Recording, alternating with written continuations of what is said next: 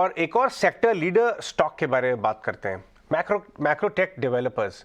आप कुछ दिनों से देख ही रहे होंगे जिस हिसाब से मैक्रोटेक डेवलपर्स का एक तरफ तो वॉल्यूम ग्रोथ बाजार को बीट कर देने वाला है, शेयर होल्डर्स को खुश कर देने वाला है, दूसरी तरफ डेट लेवल्स भी प्री पे करके कम किए जा रहे हैं। हमारे साथ मैक्रोटेक डेवलपर्स के एमडी अभिषेक लोधा जुड़ रहे हैं। अभिषेक, ET Now स्वदेश से बात करने के लिए बहुत बहुत शुक्रिया। बहुत ही अच्छा लग रहा है, पिछले कुछ समय से हमारी बात नहीं हो पा रही थी, बट आभार कि आपने समय निकाला ET Now स्वदेश के लिए। सबसे पहले जो एक्साइट कर रही है शेयर होल्डर्स को बात, और इतने करेक्टिव फेज में भी आपके स्टॉक को एकदम रेजिलियंट रख रही है, वो है आपका डेट रीपेमेंट। पीरियडिकली आप डेट खत्म करते चले जा रहे हैं, कम करते चले जा रहे हैं। उस पर विजिबिलिटी दीजिए कि क्या ये ट्रेंड अभी जारी रहेगा, क्या लेवल्स आपने टारगेट करे जो बताए हैं, क्या आप उस पर स्टिक करेंगे, उससे बीट करेंगे, या लगभग वहीं पे आप पहुंचेंगे? नमस्कार, ET स्वदेश पर आपके साथ आकर बहुत अच्छा लग रहा है। बिजनेस में कैश फ्लो जनरेशन बहुत स्ट्रांग है। इस साल लगभग 5700 करोड़ से 6000 करोड़ का ऑपरेटिंग कैश फ्लो जनरेशन होने की हमें एस्टिमेट है, और उस कारण से हम ना केवल ग्रोथ कर पा रहे हैं, क्योंकि ग्रोथ भी बिजनेस के लिए जरूरी है, पर उसके साथ साथ हमारा डेट रिडक्शन पे ऊपर कंटिन्यूस फोकस है। इस क्वार्टर में हमने करीबन डेट 750 करोड़ से कम किया, और हमारा एस्टिमेट है कि इस करंट क्वार्टर में Q4 में हम करीबन 1000 करोड़ से डेट और कम करेंगे।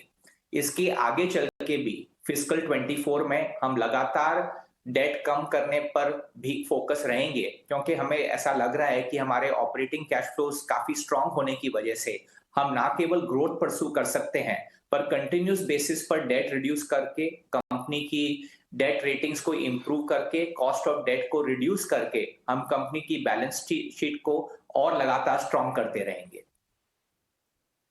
तो ये तो हो गई डेट रिडक्शन और कैश फ्लो के कंफर्ट की बात। अभिषेक, हमने ऐसा भी देखा है कि वॉल्यूम ग्रोथ, स्पेशली जो आपके प्रोडक्ट ऑफरिंग्स हैं वहाँ पे बढ़िया वॉल्यूम ग्रोथ दिख रही है, आपके प्रोजेक्ट्स टेक ऑफ कर रहे हैं। और हमने ये भी देखा है कि mid to affordable to premium वाले में जो सेगमेंट है, और वहाँ पे डिमांड जनरली काफ़ी हेल्दी है। जब आपकी इंक्वायरीज आ रही हैं, आपके दुनिया भर में, देश भर में प्रोजेक्ट्स फैले हुए हैं, और आपके जो सेल्स की टीम है वो इंक्वायरीज आपको फीड करती है, तो यहाँ से विजिबिलिटी आपको क्या मिल रही है? कुछ समय तक ये अच्छी हेल्दी डिमांड जारी रहने की विजिबिलिटी मिल रही है? कौन से सेगमेंट में ज़्यादा एक्साइटमेंट दिख रहा है? हमें लगता है कि भारत में हाउसिंग का बूम अभी शुरू ही हुआ है। हमें लगता है कि अगले 10 से 15 सालों तक भारत में हाउसिंग मार्केट में एक कंटिन्यूस बेसिस के ऊपर ग्रोथ होगी, वॉल्यूम ग्रोथ भी होगी, प्राइस ग्रोथ भी होगी, क्योंकि देश बढ़ रहा है, देश में जॉब्स क्रिएट हो रहे हैं, लोगों की सैलरीज बढ़ रही हैं, और लोगों का कॉन्फिडेंस बढ़ रहा है।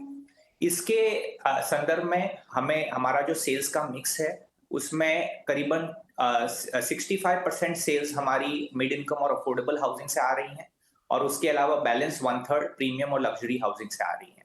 ये मिक्स हमें काफी अच्छी लगती है। हमें लगता है कि मिड इनकम और अफोर्डेबल हाउसिंग में एक अच्छी ग्रोथ लॉन्ग टर्म में आती रहेगी, जैसे जैसे जॉब्स क्रिएट होते हैं।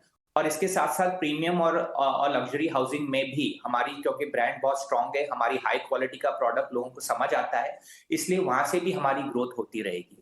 अभी पिछले 18 महीनों से हमें ये देखने मिल रहा है कि सभी सेगमेंट्स में डिमांड स्ट्रांग है, अच्छी ग्रोथ हो रही है। इस पूरे साल में हमारी सेल्स लगभग 11,500 करोड़ से ऊपर रहेंगी, विच इज 30% की ग्रोथ लगभग होगी पिछले साल के मुकाबले।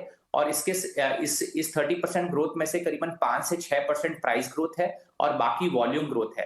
तो आप देख रहे हैं कि ओवरऑल सभी सेगमेंट्स में ग्रोथ है, प्राइस ग्रोथ भी हो रही है, वॉल्यूम ग्रोथ भी हो रही है, पर प्राइस ग्रोथ जो 5-6% है वो वेज ग्रोथ से कम है। जो सैलरीज में इस साल ग्रोथ होगी देश में, वो 8 से 10% होगी, और क्योंकि प्राइस ग्रोथ हाउसिंग में 5 से 6% हो रही है, इसलिए लोगों की अफोर्डेबिलिटी भी इंप्रूव हो रही है, जिससे कारण से ज्यादा लोग घर खरीद सकते हैं।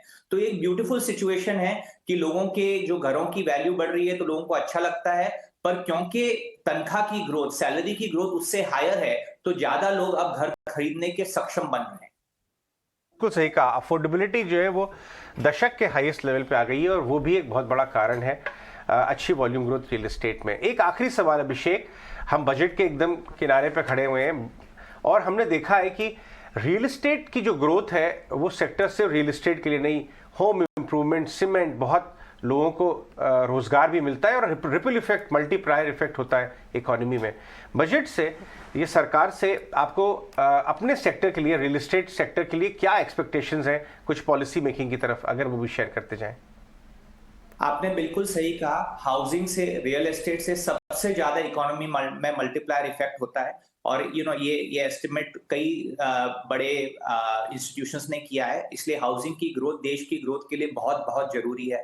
प्रधानमंत्री जी के स्ट्रॉन्ग नेतृत्व के कारण देश में आज बड़ा कॉन्फिडेंस है। विदेशी इन्वेस्टर, निवेशक भी भारत में बड़ी उत्साह से इन्वेस्ट करने में लगे हुए हैं। देश के लोगों में कॉन्फिडेंस बढ़ रहा है और हमारी यही इच्छा है, रिक्वेस्ट है कि बजट में भारत की ग्रोथ, भारत में एम्प्लॉयमेंट क्रिएशन पे जो मैक्सिमम सब कुछ कर सके वो किया जाए, जो हमें कॉन्फिडेंस है कि माननीय वित्त मंत्री प्रधानमंत्री जी के नेतृत्व में जरूर करेंगी। और भारत की ग्रोथ हो, जॉब क्रिएशन हो, तो हाउसिंग सेक्टर की ग्रोथ होना निश्चित है। ऑलराइट, अभिषेक, बहुत बहुत शुक्रिया आज हमसे बात करने के लिए और अपने बिजनेस अपडेट्स देने के लिए, और ऑफ कोर्स बजट से अपनी उम्मीदें, अपने सेक्टर के लिए उम्मीदें शेयर करने के लिए। बहुत बहुत शुक्रिया हमसे बात करने के लिए। Have a great day. ये थे अभिषेक लोधा, मैक्रोटेक डेवलपर्स के। रोड मैप शेयर कर रहे थे कि कैश फ्लो जनरेशन हेल्दी है और उसका उपयोग डेट रिडक्शन में लगातार किया जाएगा टारगेट्स के लिए। आगे